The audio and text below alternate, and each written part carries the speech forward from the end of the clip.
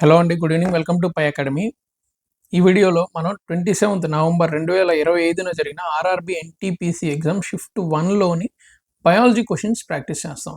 టోటల్గా బయాలజీలో 6 క్వశ్చన్లు అడిగారు. జనరల్ సైన్స్లో 26 క్వశ్చన్లు అడిగితే బయాలజీ నుంచి 6 వచ్చాయి. ఈ 6 క్వశ్చన్లు ప్లస్ దానికి సంబంధించిన బ్యాక్గ్రౌండ్ కాన్సెప్ట్ ప్లస్ ఈ కాన్సెప్ట్స్ నుంచి ఇంకా ఏమైనా క్వశ్చన్స్ అడగొచ్చా అనే విధంగా ఈ వీడియోలో మీకు లెర్నింగ్ ఉంటుంది.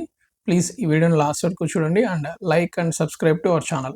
ఈ క్వశ్చన్ ఫోటోసింథసిస్ టాపిక్ నుంచి ఇచ్చారు. Light dependent reactions occur in options ఇచ్చారు: stroma, nucleus, thylakoid membrane, cytoplasm. First అసలు మనము లైట్ డిపెండెంట్ రియాక్షన్స్ గురించి తెలుసుకోవాలంటే, ఈ రియాక్షన్స్ ఎక్కడ జరుగుతాయో తెలుసుకోవాలి అంటే ముందు ఫోటోసింథసిస్ గురించి తెలుసుకోవాలి. ఫోటోసింథసిస్ మనకి తెలిసి ఎక్కడ జరుగుతుంది? జనరల్గా ఫోటోసింథసిస్ అనేవి ప్లాంట్స్ ఆర్ ట్రీస్లో జరుగుతుంది. ఈ విషయం మనందరికీ తెలుసు. ఈ ప్లాంట్స్ ఆర్ ట్రీస్లో ఏ పార్ట్లో ఫోటోసింథసిస్ జరుగుతుంది అంటే లీవ్స్. ఈ లీవ్స్ ఏ కలర్లో ఉంటాయి? గ్రీన్. లీవ్స్ గ్రీన్ కలర్లో ఎందుకు ఉంటాయి? దాంట్లో క్లోరోఫిల్ అనే పిగ్మెంట్ ఉంటుంది. పిగ్మెంట్ అంటే పొడి. ఈ పొడి ఏ కలర్లో ఉంటుంది? గ్రీన్ కలర్లో ఉంటుంది. కాబట్టి ఆకులు కూడా మనకి గ్రీన్ కలర్లో కనిపిస్తాయి. ఈ క్లోరోఫిల్ అనే పిగ్మెంట్ వల్లనే ఫోటోసింథసిస్ అనేది జరుగుతుంది. ఫోటోసింథసిస్, ఫోటో అంటే లైట్, సింథసిస్ అంటే తయారీ. లైట్ ద్వారా తయారీ. ఏం తయారవుతుంది లైట్ ద్వారా? చెట్టు లోపల లైట్ ద్వారా ఫుడ్ అనేది తయారవుతుంది. చెట్లని ఆటోట్రోఫ్స్ అంటారు, అంటే వాటి ఫుడ్ని అవే తయారు చేసుకుంటాయి. దీని ద్వారా గాలి ద్వారా, నీళ్ళ ద్వారా. గాలి ద్వారా అంటే CO2 ప్లస్ H2O, నీళ్ళ ద్వారా. ఈ రెండింటిని కలిపి అవి ఏం చేస్తాయంటే ఫుడ్ని తయారు చేసుకుంటాయి. ఈ ప్రాసెస్కి వాటికి కావాల్సిన ఫ్యూయల్ ఏంది అంటే ఫోటో ఆర్ లైట్. లైట్ అంటే హీట్ ఎనర్జీ. ఈ హీట్ ఎనర్జీని ఇవి ఏం చేస్తాయంటే ట్రీస్ ఆర్ ప్లాంట్స్లోని లీవ్స్ ఏం చేస్తాయంటే కెమికల్ ఎనర్జీగా కన్వర్ట్ చేసుకుంటాయి. హీట్ ఎనర్జీ కెమికల్ ఎనర్జీగా కన్వర్ట్ అవుతుంది. అంటే వన్ టైప్ ఆఫ్ ఎనర్జీని వాటికి కావాల్సిన ఎనర్జీ ఫామ్లోకి అవి మార్చుకుంటాయి. ఈ లీవ్స్ లోపల సెల్స్ అనేవి ఉంటాయి. మనలో కూడా సెల్స్ అనేవి ఉంటాయి. ఈ సెల్ లోపల మనం బతకడానికి కావాల్సిన ప్రక్రియ అంతా సెల్ లోపల జరుగుతూ ఉంటుంది. అలాగే ప్లాంట్ కూడా ఒక జీవే కాబట్టి ప్లాంట్లోని లీవ్లో ఉన్న సెల్స్, ఈ ప్లాంట్ సెల్స్ ఏవైతే ఉన్నాయో వాటిలో కూడా మనలో అయితే ఏమైతే బయోలాజికల్ ప్రాసెస్ జరుగుతున్నాయో ప్లాంట్స్లో కూడా ఆల్మోస్ట్ సిమిలర్ బయోలాజికల్ ప్రాసెస్ జరుగుతాయి. ప్లాంట్స్ కూడా మనలాగే రెస్పైర్ చేసుకుంటాయి, అంటే ఆక్సిజన్ని తీసుకుంటాయి వాటి అవసరానికి. ఫోటోసింథసిస్ అంటే ఫుడ్ తయారు చేసుకోవడం.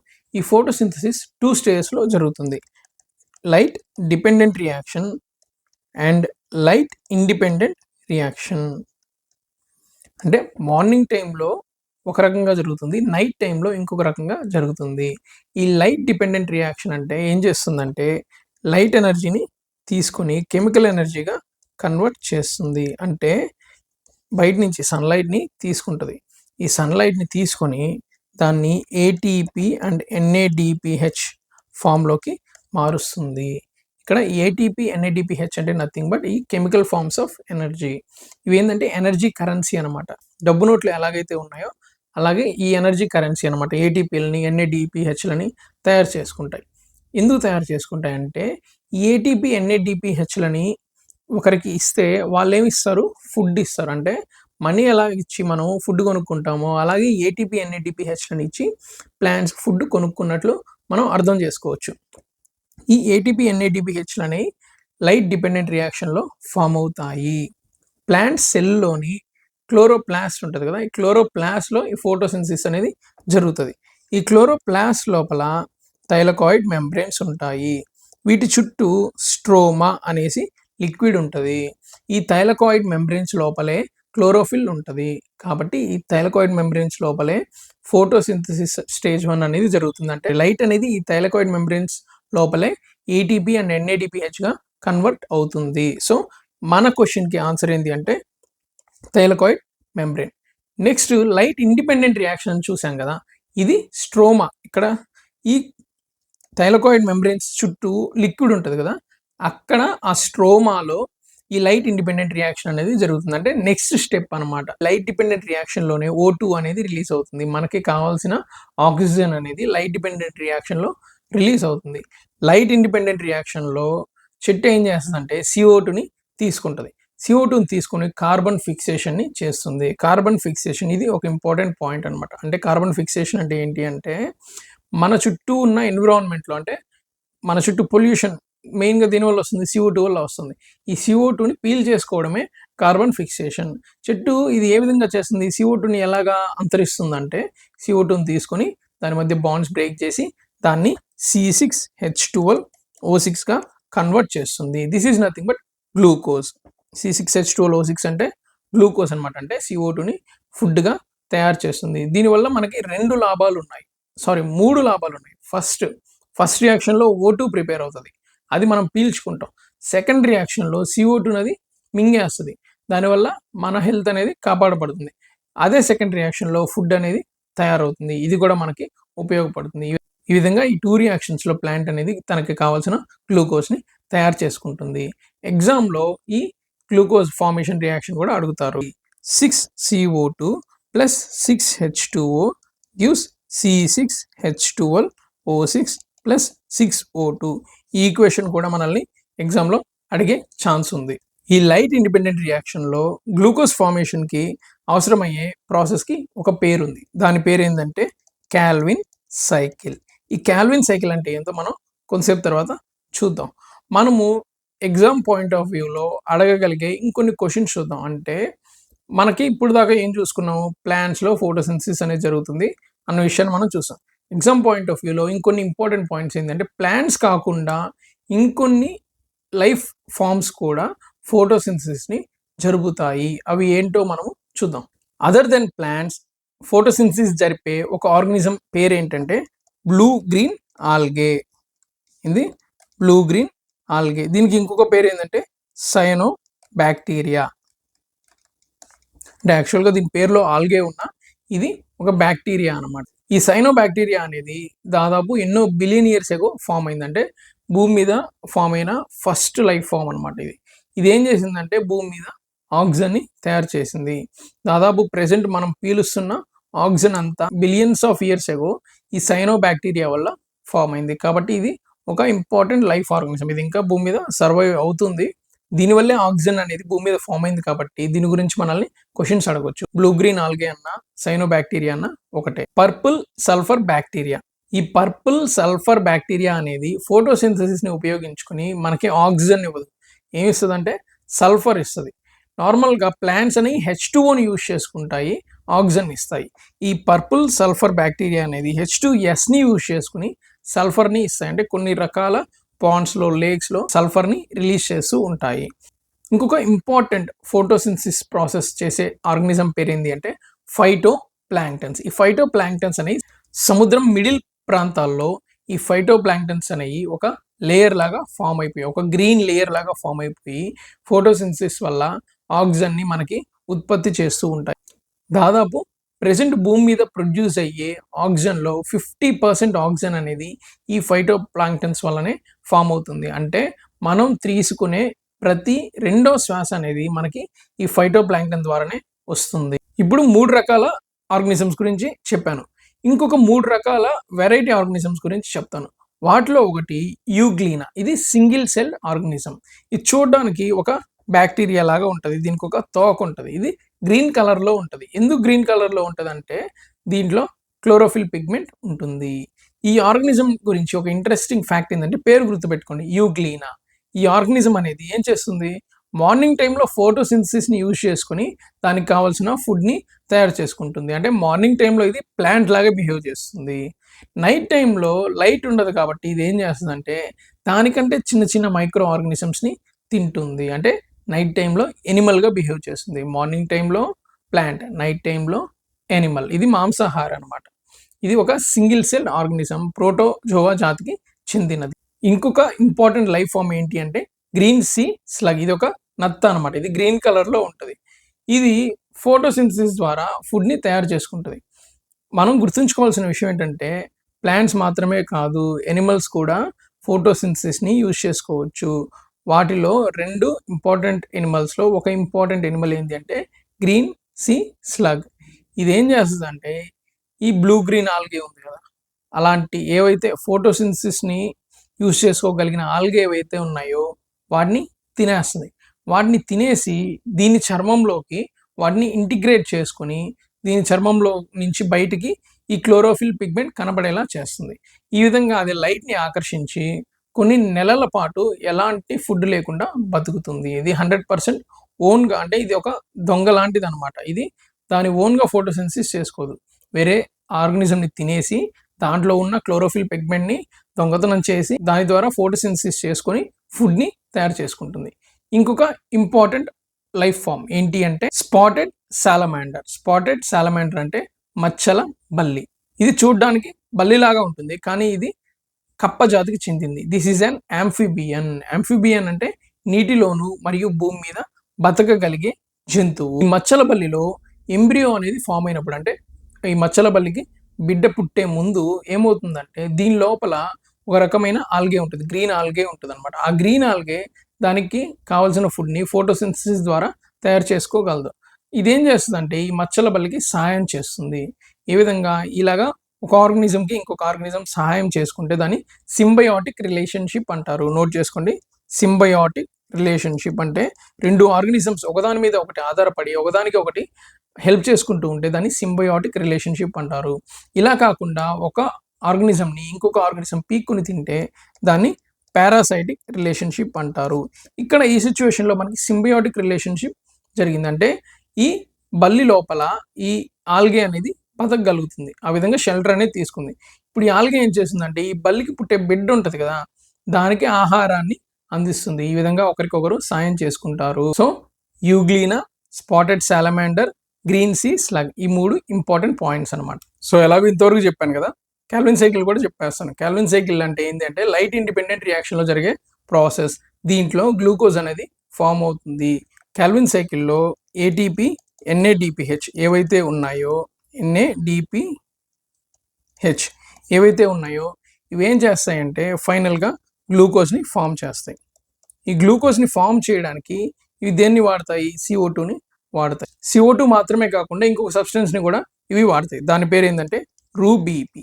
ఈ రూబీపీ అనే దాన్ని యూజ్ చేసుకొని ఇవేం చేస్తాయంటే G3Pని ఫార్మ్ చేస్తాయి. రూబీపీని యూజ్ చేసుకొని G3Pని ఫార్మ్ చేస్తాయి. ఈ G3P అనేది గ్లూకోజ్‌గా కన్వర్ట్ అవుతుంది. ఏదైతే మిగిలిపోయిన G3P ఉందో దాన్ని యూజ్ చేసుకొని మళ్ళీ రూబీపీని ఫార్మ్ చేస్తాయి. అంటే జస్ట్ ఈ కెమికల్స్ అనమాట. రకరకాల కెమికల్స్‌ని ఫార్మ్ చేసుకుంటూ వస్తాయి. ప్లస్ ఫైనల్‌గా గ్లూకోజ్‌ని ఫార్మ్ చేసేస్తాయి. ఇది Calvin cycle. Next question genetics topic నుంచి.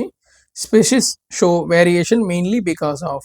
జీవులని వేరియేషన్ మెయిన్‌గా దేని వలన చూపిస్తాయి? ఇక్కడ వేరియేషన్ అంటే పర్మనెంట్ వేరియేషన్, అంటే ఎవల్యూషనరీ వేరియేషన్, టెంపరరీ వేరియేషన్ కాదు. ఎందుకంటే ఆప్షన్స్‌లో టెంపరేచర్ అనేది ఉంది. టెంపరేచర్ ఎక్కువైనప్పుడు ఏమవుద్ది మనకి చెమట అనేది వస్తుంది. అంటే సమ్ టైప్ ఇది కూడా మనం వేరియేషన్ అని అనుకుంటాం. కానీ ఇక్కడ వేరియేషన్ అంటే మీనింగ్ అది కాదు. బయాలజీలో వేరియేషన్ అంటే genetic variation or evolutionary variation అని. ఎనిమల్స్‌లో ఆర్ లైఫ్‌లో వేరియేషన్ అనేది ఎందుకు జరుగుతుంది? ఎవల్యూషన్ అనేది ఈ వేరియేషన్‌ని ప్రొడ్యూస్ చేస్తుంది. దేని ద్వారా ప్రొడ్యూస్ చేస్తుంది అంటే mutation and genetic recombination. Mutation, genetic recombination అంటే మన లోపల DNA అనేది ఉంటుంది. ఈ DNA అనేది మ్యూటేషన్ చెందుతుంది, అంటే మార్పు చెందుతుంది. జెనెటిక్ రీకాంబినేషన్ దాన్ని అది రకరకాలుగా రూపాంతరం చేసుకుంటుంది. ఈ చేసుకొని నెక్స్ట్ అంటే రీప్రొడక్షన్ జరిగినప్పుడు నెక్స్ట్ లైఫ్ ఫామ్ ప్రొడ్యూస్ అయినప్పుడు సేమ్ ఎగ్జాక్ట్ కాపీ ఫామ్ అవ్వకుండా రకరకాల అంటే వేరే వేరే రకాల లైఫ్ ఫామ్ అయ్యే విధంగా చూసుకుంటుంది. దీనికి ఒక ఎగ్జాంపుల్ చెప్తాను. పాముల యొక్క యాన్సిస్టర్స్‌కి కాళ్ళని ఉండేవి. కానీ ఇప్పుడు పాములకి కాళ్ళని లేవు. ఇది ఏ విధంగా జరిగింది అంటే న్యాచురల్ సెలక్షన్ వల్ల జరిగింది. Natural selection. న్యాచురల్ సెలక్షన్ అంటే ఏం లేదు. ఏదైతే బతికిందో ఫైనల్‌గా ఏ లైఫ్ ఫామ్ అయితే బతికిందో దాన్ని నేచర్ సెలెక్ట్ చేసుకుంది అని అర్థం. రిమైనింగ్ లైఫ్ ఫామ్స్ అన్నీ అంతరించిపోయాయి. అంటే కొన్ని రకాల ఫీచర్స్ అనేవి నేచర్‌లో బతకగలుగుతాయి. కొన్ని రకాల ఫీచర్స్ అనేవి నేచర్‌లో బతకలేవు. కాబట్టి ఏ ఫీచర్ అనేది నేచర్‌లో బతకగలుగుతుందో ఎవరికీ తెలీదు. కాబట్టి లైఫ్ అనేది ఏం చేస్తుందంటే వేరియేషన్‌ని ప్రొడ్యూస్ చేసుకుంటుంది. ఈ DNA ఎప్పుడైతే మ్యూటేట్ అయ్యి లేదా రీకాంబినేషన్ అయ్యి కొత్త లైఫ్ ఫామ్ ప్రొడ్యూస్ అవుతుందో అప్పుడు అది డిఫరెంట్ ఫామ్స్‌లో ప్రొడ్యూస్ అవుతుంది. అంటే పాములు ఉన్నాయి కదా! ఈ పాములకి కొన్ని పాములకి కాళ్ళు పెద్దవిగా ఉంటాయి. కొన్ని పాములకి కాళ్ళు చిన్నవిగా ఉంటాయి. అలాగా కొన్ని వేల సంవత్సరాల తర్వాత పెద్ద కాళ్ళు ఉన్న పాములన్నీ అంతరించిపోయి చిన్న కాళ్ళు ఉన్న పాములే మిగిలాయి. ఇంకొన్ని వేల సంవత్సరాల తర్వాత, ఇంకొన్ని లక్షల సంవత్సరాల తర్వాత కాళ్ళు ఉన్న పాములన్నీ అంతరించిపోయి ఓన్లీ కాళ్ళు లేని పాములు మాత్రమే బతికాయి. అవి బతికాయి కాబట్టే మనం ఇప్పుడు వాటిని చూస్తున్నాము. ఈ ప్రాసెస్‌ని ఏమంటారంటే నేచురల్ సెలక్షన్ అంటారు. ఇది ఎందువల్ల జరిగింది? వేరియేషన్ ఉండడం వల్ల ఏవైతే నేచర్‌లో బతకగలిగాయో అవి మిగిలాయి. ఏవైతే నేచర్‌లో బతకలేవో అవి అంతరించిపోయాయి. ఈ వేరియేషన్ అనేది జరగాలంటే ఏమవ్వాలి? డీఎన్ఏ రకరకాలుగా ఉండాలి. డీఎన్ఏ మ్యుటేషన్ అవ్వాలి. అంటే అదే డీఎన్ఏ ఫార్మ్ మారాలి. లేదా రీకాంబినేషన్. డీఎన్ఏలో పార్ట్స్ ఉంటాయి కదా! జీన్స్ ఉంటాయి కదా! అవి డిఫరెంట్ అరేంజ్‌మెంట్స్‌లో నెక్స్ట్ ఆర్గానిజంకి వెళ్ళాలి.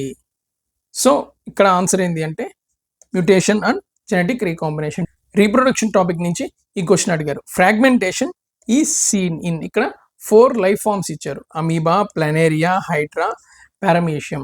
ఈ నాలుగిట్లో ఫ్రాగ్మెంటేషన్ అనేది ఎక్కడ జరుగుతుంది? Concept reproduction. ఫ్రాగ్మెంటేషన్ కూడా it is a type of reproduction అనమాట. ఈ ఫ్రాగ్మెంటేషన్ అనేది ఎక్కడ జరుగుతుందంటే ప్లానేరియాలో జరుగుతుంది. ఇక్కడ ఉంది కదా, ఇలా ఉంటుందన్నమాట ఈ ప్లానేరియా అనేది. ఫ్రాగ్మెంటేషన్ అంటే ముక్కలవ్వడం. ఏంటి?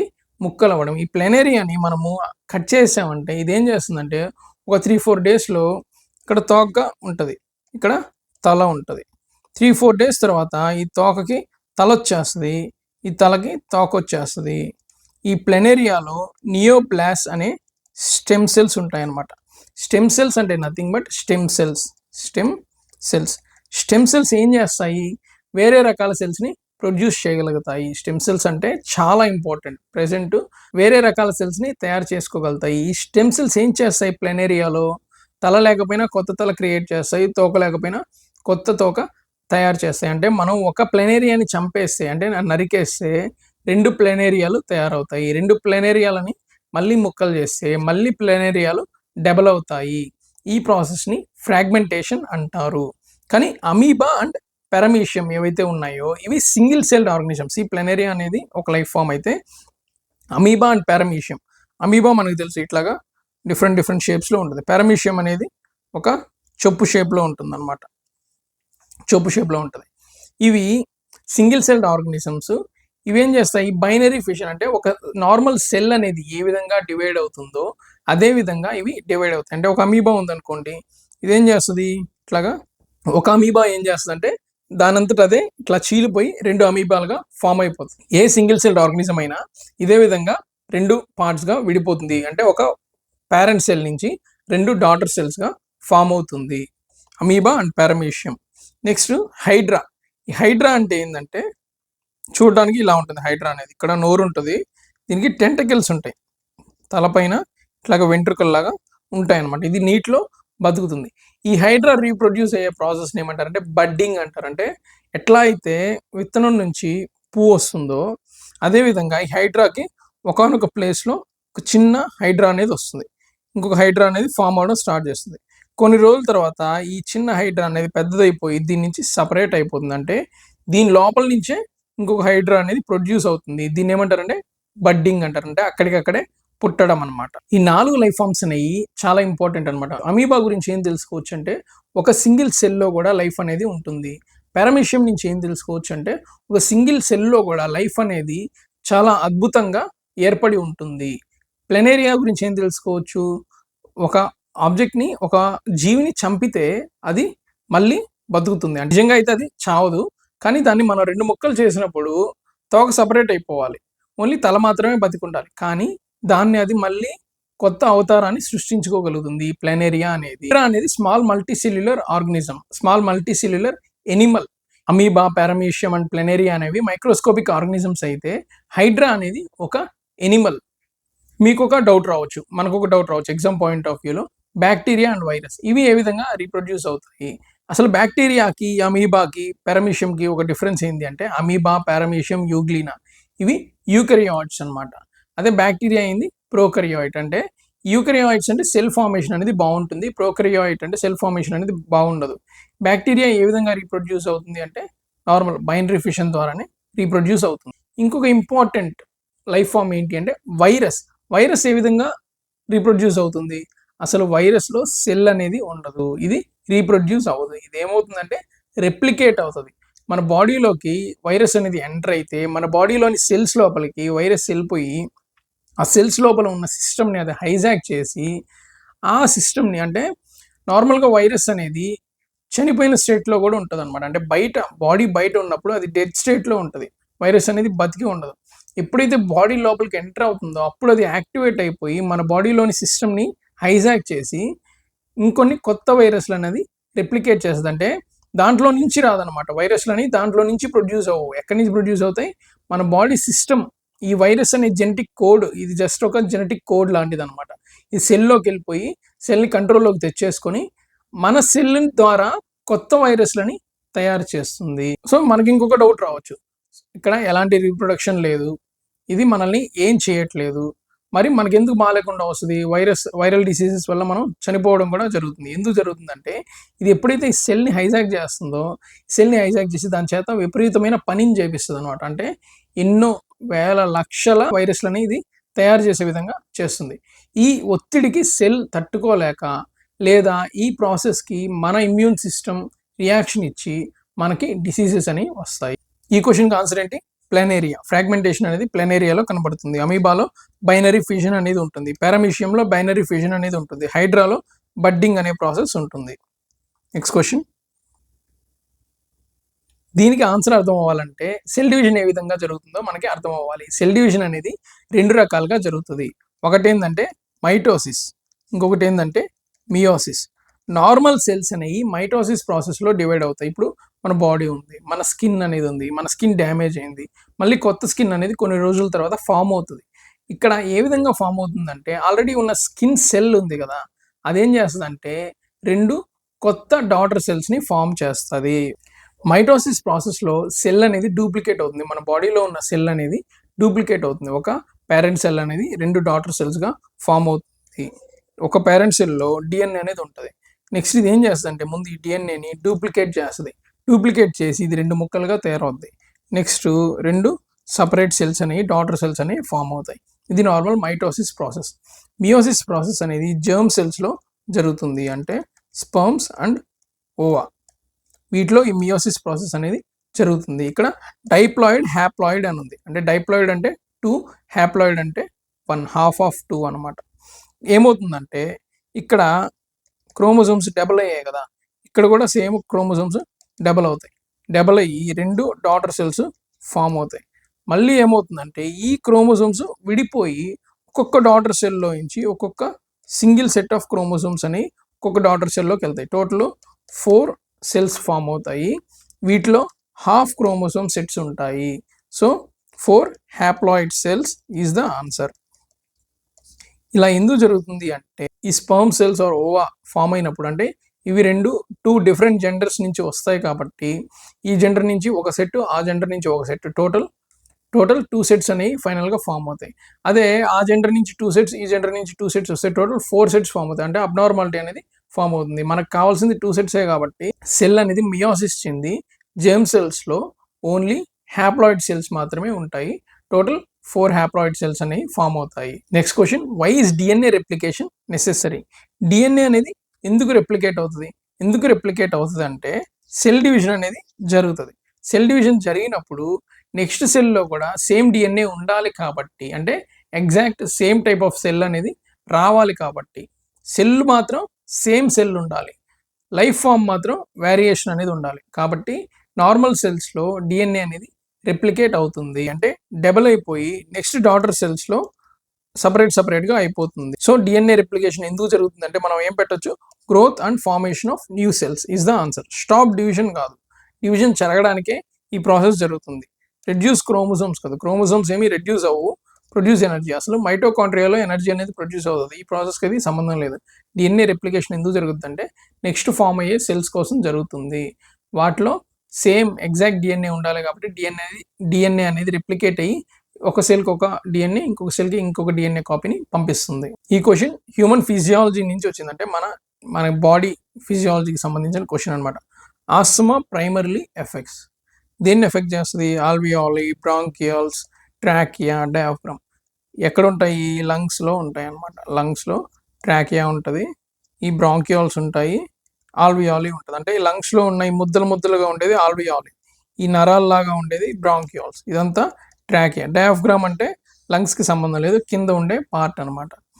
ఆస్తమా అనేది దేన్ని ఎఫెక్ట్ చేస్తుందంటే ఈ లంగ్స్ లోపల ఉన్న ఈ బ్రాంకియాల్స్ ఉంటుంది కదా, దీన్ని ఎఫెక్ట్ చేసే డిసీజ్ అనమాట. ఇది లంగ్స్ని ఎఫెక్ట్ చేయదు, లంగ్స్ లోపల ఉన్న బ్రాంకియాల్స్ని ఎఫెక్ట్ చేస్తుంది. ఇది ఈ బ్రాంకియాల్స్కి వచ్చే ఇన్ఫ్లమేషన్. ఈ బ్రాంకియాల్స్ అంటే పైపులు లాగా ఉంటాయి అనమాట. మన నర్వస్ సిస్టమ్ ఎలా ఉంటాయో ఈ పైపులు లాగా ఉంటాయి. దీని ద్వారా మనం శ్వాస తీసుకుంటాం. వీటిని ఇన్ఫ్లమేషన్ చేస్తుంది, అంటే వీటి ప్రాబ్లం క్రియేట్ అయ్యేలా చేస్తుంది. అప్పుడు ఏమవుతాయంటే కన్స్ట్రిక్ట్ అవుతాయి. కన్స్ట్రిక్ట్ అయ్యి మనం ఊపిరి పీల్చుకోలేని పరిస్థితి వస్తుంది. దాన్నే ఆస్తమా అని అంటారు. సో ఆస్తమా అనేది బ్రాంకియాల్స్ని ఎఫెక్ట్ చేస్తుంది. ఇలా కాకుండా ఈ ఆల్వియాల్, ఈ ఎయిర్ సాక్స్ అనమాట, ఇవి గాలిని పీల్చుకుంటాయి, బ్లడ్ నుంచి ఆక్సిజన్ని తీసుకుంటాయి. ఈ ఆల్వియాల్ని ఎఫెక్ట్ చేసే డిసీజ్ ఒకటి ఏంటి అంటే న్యూమోనియా. ఈ ఆల్వియాల్ని ఏదైనా బ్యాక్టీరియా కానీ, వైరస్ కానీ, ఫంగస్ కానీ ఎఫెక్ట్ చేసినప్పుడు మనకి న్యూమోనియా అనేది వస్తుంది. లంగ్స్కి బ్యాక్టీరియా ద్వారా వచ్చే ఇంకొక డిసీజ్ ఏంటి అంటే టీబీ, ట్యూబర్క్యులోసిస్. ఈ టీబీ అనేది బ్యాక్టీరియా ద్వారా వస్తుంది. సో ఈ వీడియోలో మనం 6 క్వశ్చన్స్ని బయాలజీ టాపిక్ నుంచి కవర్ చేసాము. నెక్స్ట్ వీడియోలో మనము ఫిజిక్స్ 27 నవంబర్ 2025 షిఫ్ట్ 2లో అడిగిన క్వశ్చన్స్ని మనం చూస్తాము. Please like and subscribe.